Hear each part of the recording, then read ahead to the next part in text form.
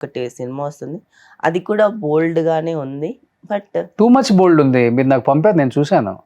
దాంట్లో అంటే యాక్సెప్ట్ ఇప్పుడు చేయడానికి one of the reason trailer ఏంటి? సినిమా ఏదో ఒకటి ట్రైలర్ పడితే ఉంది నాకు కదా! ఆఫర్ కాదు, వస్తుందని కాదు, యాక్సెప్ట్ కాదు. చేశారా? నేను చెప్తా. ఆ!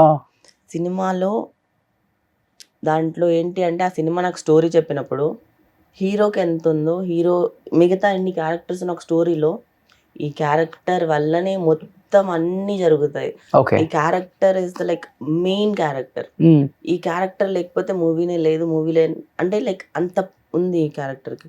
పెర్ఫార్మ్ చేయడానికి స్కోప్ ఉంది. Okay. And main antagonist.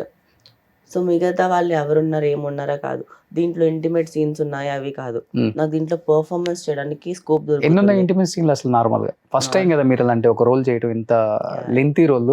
Yeah! ఎంత లెంతీ రోల్ ఇస్ ద బోల్డ్‌గా. ఫస్ట్. ఆయన దీంట్లో ఇంకోటి చెప్పాలేంటంటే, it's a kind of Mangalavaaram సినిమా అనుకోండి. హ్మ్. అలా 3 పీపుల్‌తో ఇంటిమేట్ సీన్ ఉంది అన్నారు.